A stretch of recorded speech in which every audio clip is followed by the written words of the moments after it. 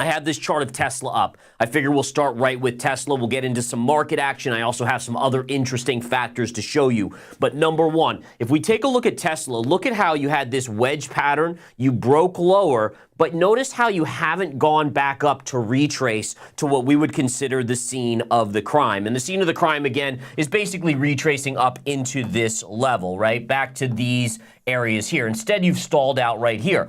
Now, most investors would say, well, you know, that's weird. Why isn't it hitting the retrace of the scene of the crime? Number one, I think eventually it will. But number two, if you look closely, look at what you had here, right? There was a gap right from here down to here.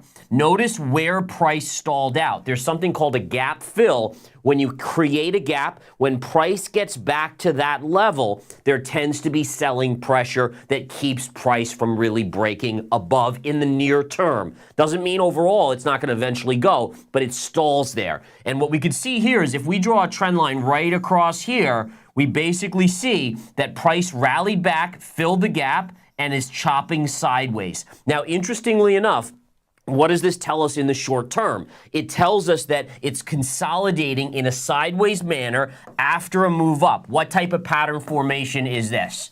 Right? That's the type of pattern. That's called a bull flag, or in spirit of bull flag. Ultimately, what does that signal? It probably does signal we're headed back into this area, into the retrace to the scene of the crime. So again, that was the first chart I wanted to show you as an educational piece to kind of go over the little nuances of how to read charts to understand, yes, there's a scene of the crime. It eventually likely gets there, but you have to look at the chart to see why is it stalling where it is stalling. And this is a great example on the Tesla chart. Now, having said that, let's take it one step further. We've gone to our micro point of time frame, right? Very short term. Then just a little bit further out is the move up.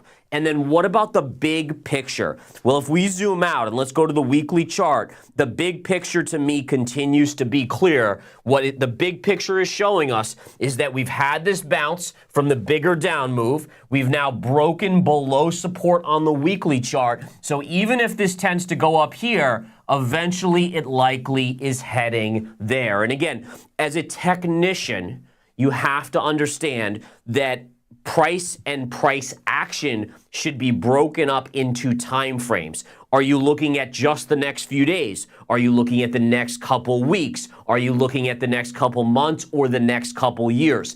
And the determining factor for that is what time frame are you analyzing? All right, so daily is going to be over the next couple days to next couple weeks. If you're looking out the next couple months, you probably want to be on the weekly chart. If you're looking at the next couple years, analyze the charts on a monthly basis. So look at the powering higher on gold here.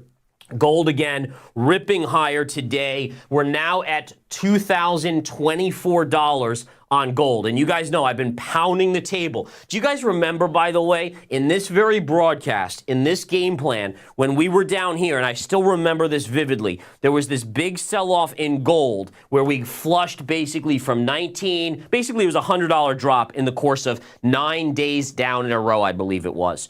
And right down here, everyone was freaking out. Oh my God, is the gold trade not going to work out? Is it gold over? Is it going to be this? Bitcoin is looking better. Maybe that's the play. And it's like, no, look at the channel. The beauty of channels, and I show you guys channels almost every day. In fact, on Pinduoduo, we just looked at that. But look at the beauty of the channel, how you had that area to this area, to this area, to this area, and then the pivot low just perfectly aligned. And that was your buy price. And I actually picked up physical metal when it was right down here. And so far, so good, obviously, as price continues to rally to the upside. Now, again, we know our target, right?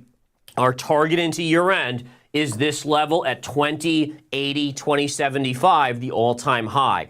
We also know that based on the hit methodology that I taught in yesterday's game plan, that once we get to 4 hits, which would be this next hit, the probabilities for a breakout start to increase dramatically. In other words, by the 4th hit, you're at about a 65 to 70% chance of a breakout. By the 5th hit, if it doesn't do it on the 4th, by the 5th hit, you're at about a 75 to 85% of chance of a breakout. So essentially what I would say between the 4th and the 5th hit, and this, if we go up here, this will be the 4th hit, you would be expecting a breakout on gold. So I continue to think gold is the play, and I've said this so many times in the game plan, but basically remember, the central banks have been buying gold hand over fist.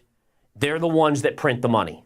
If they're buying it, they probably are doing it for a reason, right? They probably know that the ultimate outcome of all the debt in the world, all the central bank debt, the government debt, all this stuff, is more printing of money. And they are basically preparing their balance sheets for that by buying physical metal. It is what it is, guys. I don't like it, but it is what it is. It's not my, ultimately, unfortunately, I don't have the power to change anything. All I can do is have my positions in gold as well, take note of that, and let you guys obviously know as well.